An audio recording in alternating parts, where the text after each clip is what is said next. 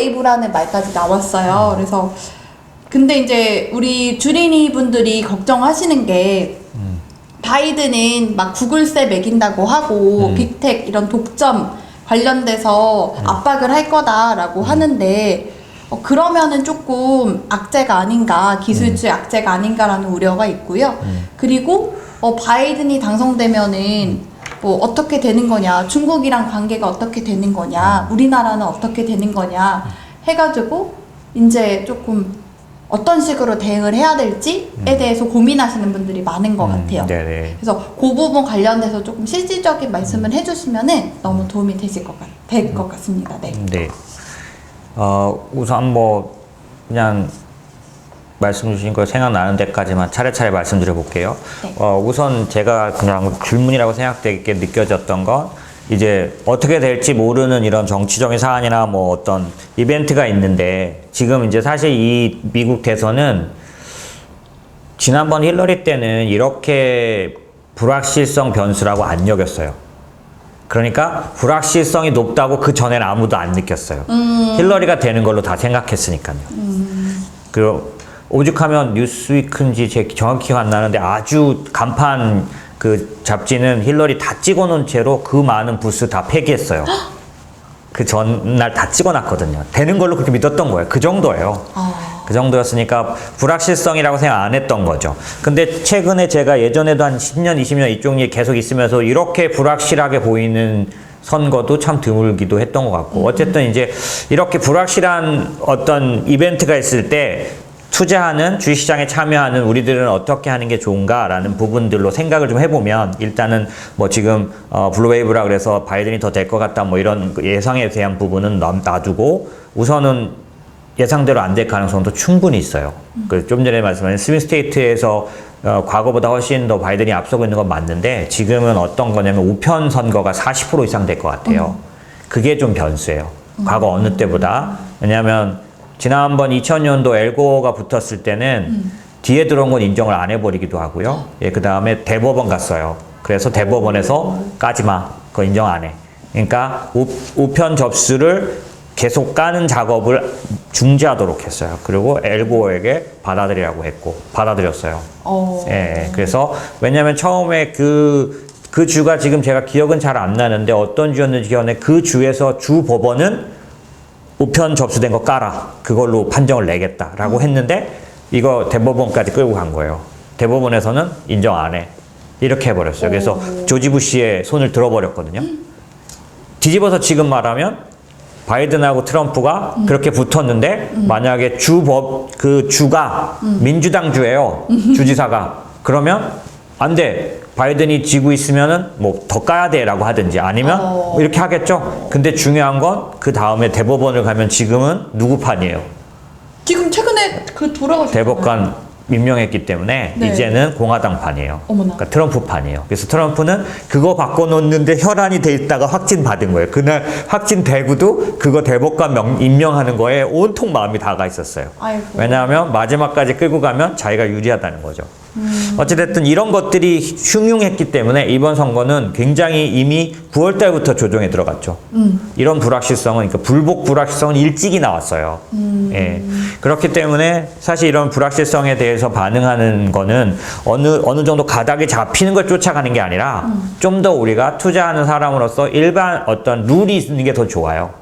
룰. 그게 뭐냐면 이렇게 불확실성 이벤트를 앞두고 있을 때 투자한 사람은 어떻게 하는 게 좋냐면 우선 생각해 봐야 될 게 있어요. 이게 뭐냐면 이 선거를 통해서 가던 시장의 길이 바뀔 수도 있는 문제인지 그죠. 그 결정 요인이 변경된 사안에 의해서 주식의 방향성이 바뀔 수. 예를 들면 지금까지 언택이 막 올라가고 있고 기술주가 오르고 있었는데 누군가 되는 거에 의해서 혹은 이 선거의 어떤 불확실성의 나쁜 결과에 의해서 컨택으로 그러니까 지금 많이 빠져있는 민감한 그런 민감주들이나 이런 여행, 항공 이런 쪽으로 바뀔 수 있는 건지 그런 걸 생각을 해봐야 되는 거죠. 근데 어쨌든 중요한 건 뭐냐면 제가 이제 기억나시게 해드리고 싶은 건 이런 대형 불확실성 이벤트가 있을 때는 우리는 투자자는 그러니까 생각해야 되는 게 기회로 이용해야 돼요. 그죠.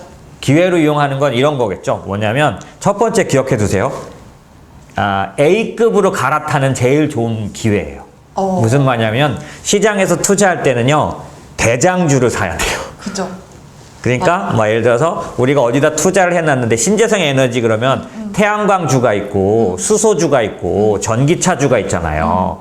그러면 풍력도 있는데 빼먹었네요. 그래서 이런 데 있으면 거기에 대장들이 있고 그걸 따라서 그냥 같이 덩달아 움직이는. 한국은 제가 미국보다 그런 걸 더 많이 알아요. 왜냐면 주식 브로커를 계속 했으니까. 그러다 보니까 그런 게 있는데 만약에 내가 B급, 그러니까 2급을 들고 있다면 뭐라 그러죠? 그걸 A등, 대장주 말고요? A주, B주, 그러니까 대장주가 아닌 그 다음 단계 R류를 들고 있고 그 밑에 2등을 들고 있다면 이런 조정이 왔을 때는 과감하게 던져서 1등으로 갈아타야 돼요.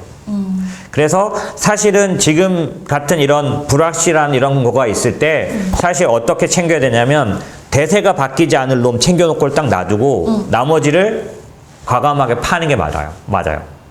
왜냐하면 확인하고 사도 돼요.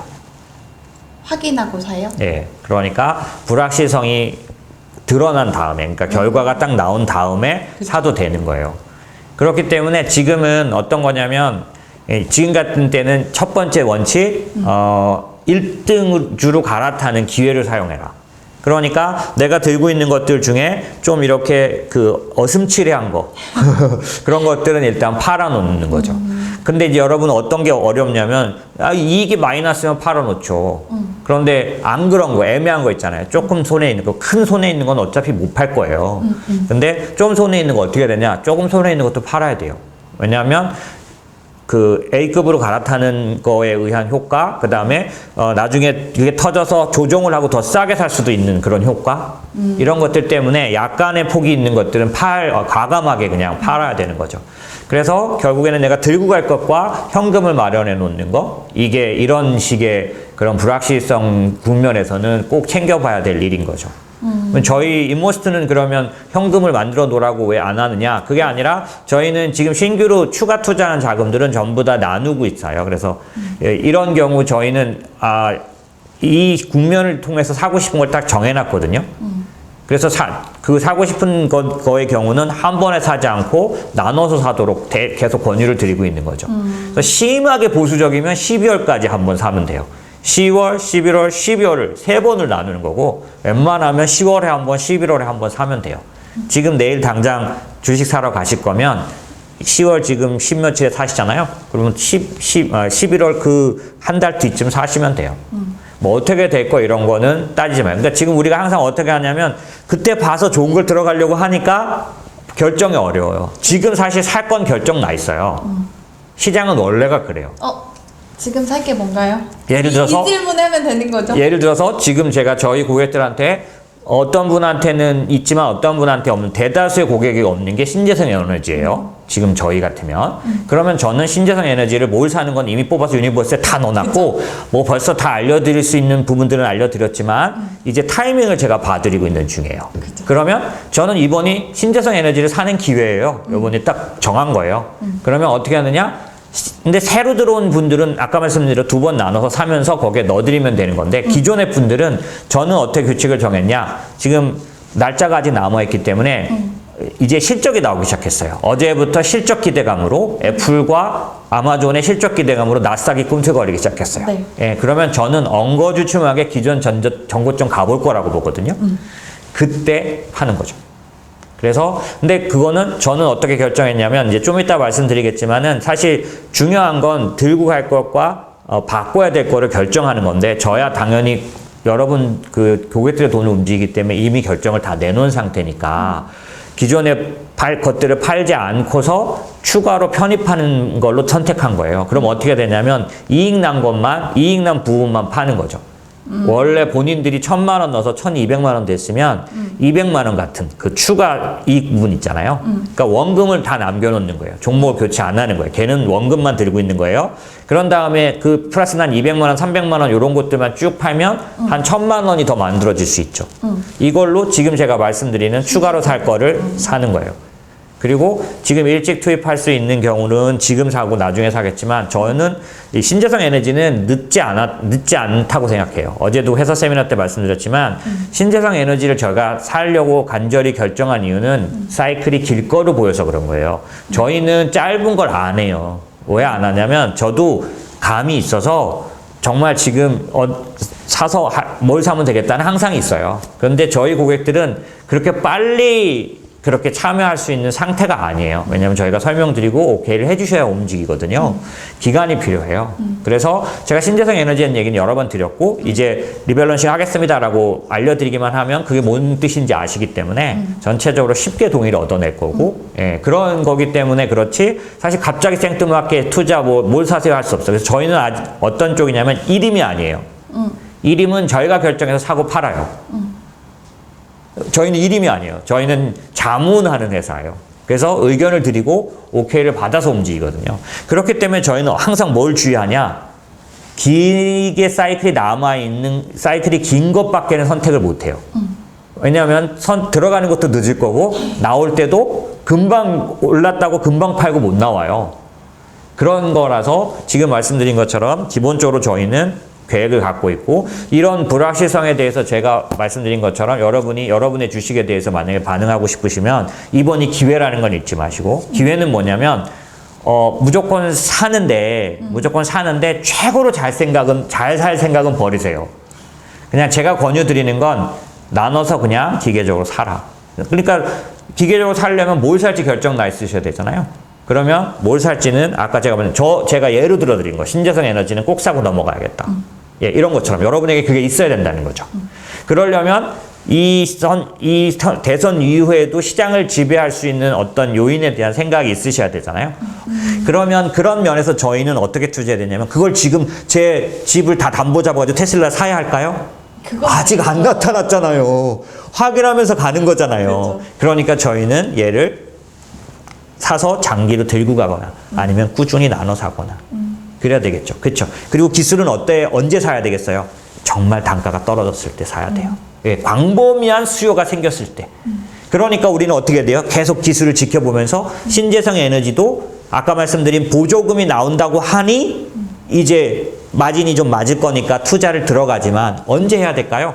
정말로 이 기술이 일반 그 에너지 기술보다 뚝 떨어진 시대가 오면 내버려둬도 수익이 큰 거예요. 그렇죠? 그러니 그런 거를 확인해 가면서 저희가 점점 투자액을 늘리거나 이래야 되겠죠. 그러니 이렇게 투자할 신재생 에너지를 요번에 바이든 보고 바로 사야겠냐고요. 그렇죠. 그건 아니잖아요. 어떻게 될지 모르는데 막 사놔야 되겠어요? 그건 아니잖아요. 그러니까 중요한 건 머스트 해브 아이템이 뭐냐를 아는 거지 몇 년 뒤 시장을 보고 뭘 살지를 아는 게 중요하지 사실은 지금 덥석덥석 사는 거 조금 싸게 샀다 이게 중요하지 않잖아요. 그렇죠? 그러니까 저희는 기본적으로는 투자 방법은 분할 매수와 장기 투자와 이걸 같이 가져가고 작은 이익이 아니라 큰 이익을 보자. 그리고 이 비클에 따라 다르게 관리하자. 연금은 그렇게 하는 게 아니잖아요, 또. 그렇죠? 그러니까 연금에서는 인덱스, 나스닥 100을 그냥 죽었다 깨나도 사는 거예요, 그냥 계속. 뭐 빅텍이 공격을 받을 거다, 독점이 있다 이런 거 다 있어도 기술의 시대라면 나스닥 100이 우월하게 오를 거 아니에요. 그렇죠? 중간에 고생이 있더라도. 그러니까 이런 나스닥 100은 어때요? 계속 연금에서 계속 사는 거예요. 이런 식의 투자를 요렇게 잘 가꾸면 어떻게 될까요? 3년, 5년 지나고 나면 내연금도 상당히 두둑해지고, 그죠? 저희가 집중 투자했던 것도 상당히 좋은 자산들로, 예, 가겠죠.